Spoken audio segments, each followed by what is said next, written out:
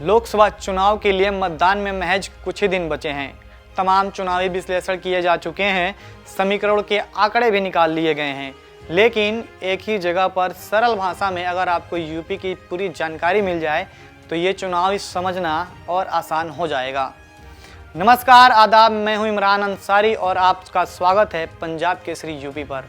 देश का सबसे बड़ा राज्य, देश की सबसे बड़ी सियासत का विद्यालय माना जाता है। जिसने यूपी जीत लिया, मान लिया जाता है कि दिल्ली में वही बैठेगा। उत्तर प्रदेश की 80 सीटों की राजनीति को समझने के लिए इसे 4 हिस्सों में बांटा जाता है: पश्चिमी यूपी, पूर्वांचल, अवध और बुंदेलखंड। आज हम जातीय गणित में उलझे पश्चिम के सियासी हालात के बारे में जानने की कोशिश करेंगे। पश्चिमी यूपी की सियासत जाट, मुस्लिम, दलित और जाटो समुदाय के इर्द गिर्द घूमती है। पश्चिमी यूपी की खासियत यह है कि यहाँ पर इन जातियों का बोलबाला पूरे राज्य के लिहाज से सबसे ज़्यादा है।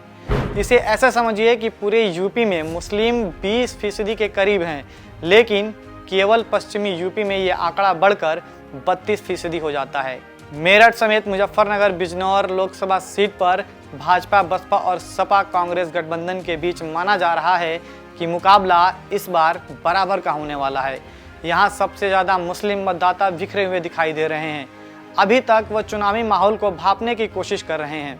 पश्चिम में मुस्लिम वोटरों के अलावा त्यागी, ठाकुर, ब्राह्मण, सैनी, प्रजापति, कश्यप, सेन को भाजपा का कोर वोटर माना जाता है। जयंत चौधरी की पार्टी रालोद अपने आप को जाटों की पार्टी भले मानती हो, लेकिन भाजपा यह मानकर चलती है कि उसके जाट समाज में काफ़ी वोट प्रतिशत हैं। मैं यह बात इसलिए कह रहा हूँ क्योंकि जाट समाज का प्रतिनिधित्व यूपी और केंद्र में दोनों जगह है। अब इस बार तो दोनों का गठबंधन है, तो जाहिर है कि रालोद के साथ जाट समाज भाजपा के साथ ही खड़ी रहेगी। मेरठ लोकसभा सीट पर बसपा ने त्यागी समाज से अलग देवव्रत त्यागी को रण में उतारा है। वहीं भाजपा ने वैश्य उम्मीदवार के तौर पर रामायण में श्री राम का किरदार निभाने वाले कलाकार अरुण गोविल को मैदान में उतारा है। इस सीट पर सपा थोड़ा सा उलझती हुई दिखाई दी। पहले तो भानु प्रताप सिंह को टिकट दिया था, लेकिन बाद में गुर्जर समाज से अतुल प्रधान को टिकट दिया है। अब यहाँ मामला इसलिए फंसता हुआ दिखाई दे रहा है क्योंकि इस सीट पर तीनों पार्टियों के प्रत्याशी हिंदू हैं। सपा और बसपा मुस्लिम वोटों के लिए जद्दोजहद करेगी तो भाजपा के सामने बड़ी चुनौती होगी कि वो अपना गुर्जर और त्यागी वोट बैंक कैसे बचाए, क्योंकि इन दोनों ही समाज से सपा और बसपा ने अपने अपने प्रत्याशी उतार रखे हैं।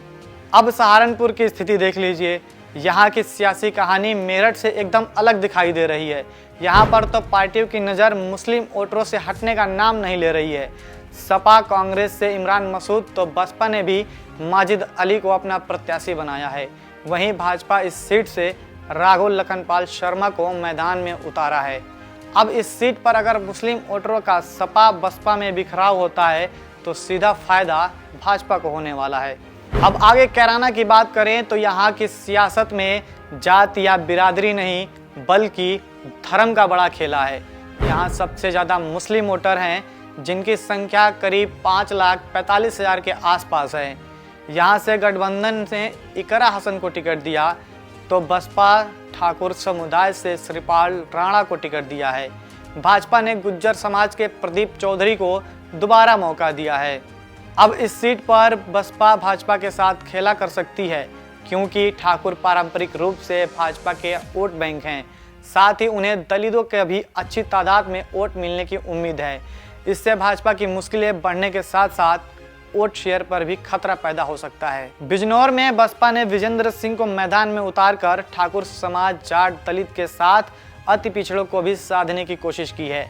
तो वहीं भाजपा रालोद गठबंधन ने चंदन चौहान को टिकट दिया है। चंदन चौहान मौजूदा विधायक हैं, गुर्जर जाति से ताल्लुक रखते हैं। इनके दादा नारायण सिंह यूपी के डिप्टी सीएम रहे हैं और पिता संजय चौहान भी सांसद रह चुके हैं। इसलिए चंदन चौहान का राजनीति से पुराना रिश्ता रहा है। इसका काफ़ी फायदा उनको मिलने की उम्मीद है। अब बात मुजफ्फरनगर लोकसभा सीट की करते हैं।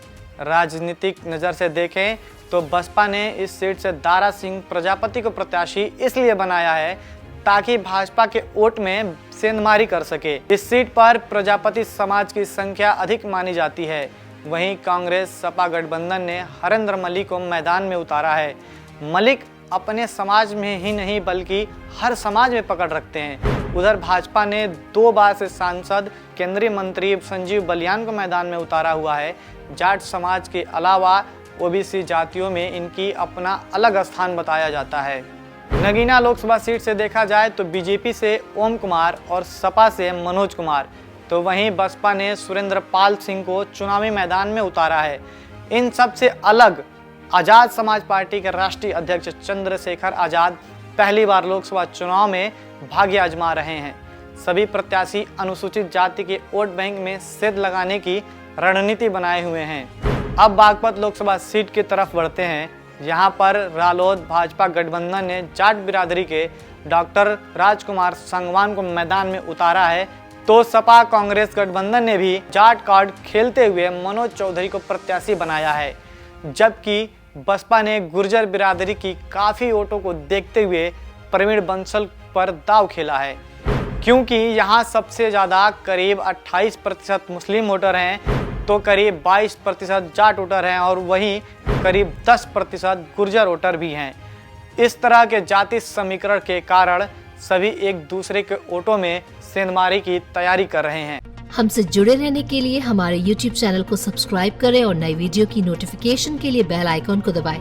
अगर आप ये वीडियो Facebook पर देख रहे हैं तो लाइक जरूर करें और ज्यादा से ज्यादा शेयर करें। धन्यवाद।